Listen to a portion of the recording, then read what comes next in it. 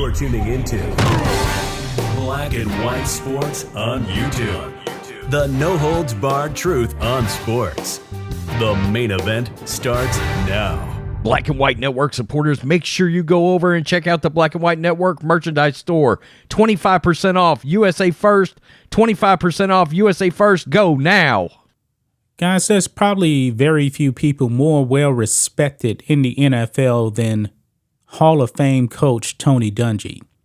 Now, we've done videos on Tony Dungy over the past few days, and there are people out there in the woke sports media that really do despise Tony Dungy. And I believe that Tony Dungy has made a positive impact on the NFL and also on men.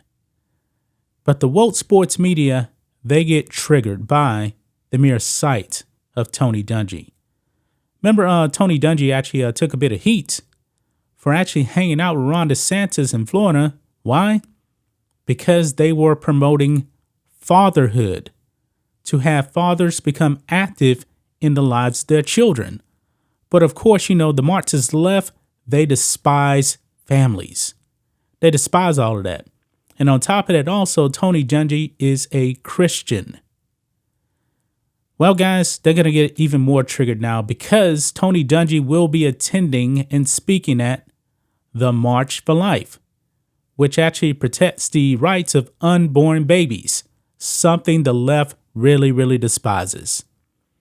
Well, you actually do now have a woke member of the woke sports media dubbing Tony Dungy now a right wing extremist because he's actually going to be attending the March for Life. Here we go on Fox News. Tony Dungy to attend March for Life, dubbed right wing extremist. And it's actually going to be taking place today. I just realized that. So it's going to be today. He'll be there. It says here, Hall of Fame football coach Tony Dungy announced Wednesday on Twitter that he will be attending the March for Life in Washington, D.C. on Friday.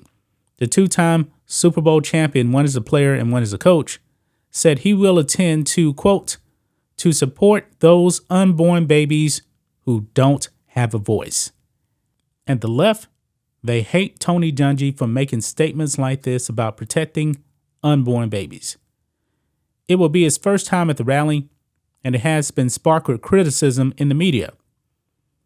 Dave Zirin, sports editor for The Nation, said he is done with Tony Dungy and the way the NFL and NBC coddle his right-wing extremism. Yeah, I don't see anything extremist about Tony Dungy. He wants fathers in the households, he wants families to be together, and he wants unborn babies to actually be born. How is that extremist? Zirin says Dungy is someone venerated throughout the NFL world as a man of character, but has spent years as an anti-gay bigot.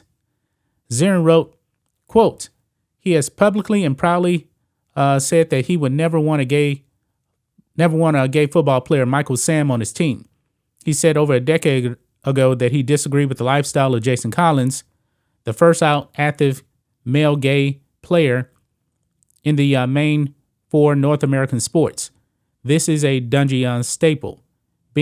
Calling being LGBT a lifestyle, even after people have said to him repeatedly how hurtful and outdated such a description is. He simply doesn't care. He also ripped the NFL and NBC, where Dungy hosts Football Night in America, for celebrating him and his politics. Quote, this is a staggering indictment of the politics the NFL and the network's partners allowed and the kind that they condemn. When someone like Colin Kaepernick steps up and kneels down to end police violence and racial inequity, he becomes a pariah. Meanwhile, Dungy is held up as a deeply religious man and nearly a patron saint of the league. Dungy has used his devoutness as a cover for his anti-gay rhetoric and sharing platforms with unapologetic bigots. If Dungy wants a show on the Daily Wire, more power to him, Zirin wrote. but his being center stage on the most watched program in the country makes NBC and the NFL complicit in his disinformation and political posturing. Like Dungy, neither NBC nor the NFL has commented about his latest eruption, but their silence speaks volumes.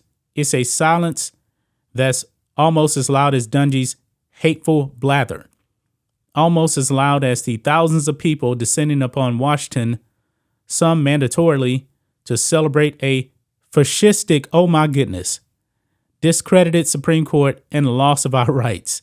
It's shameful, and we should not be afraid to say so.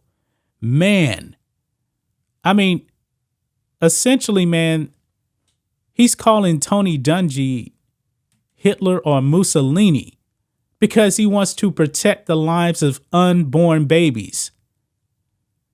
I mean, this is just idiotic right here that Dave Zirin actually said this about Tony Dungy.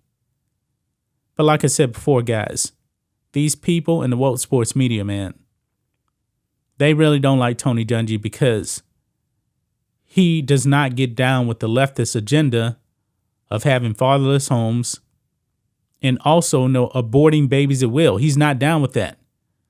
Tony Dungy left coaching, to me anyway, early because he felt like he had a higher calling to help inspire other people. And he's actually doing that through his faith in Jesus.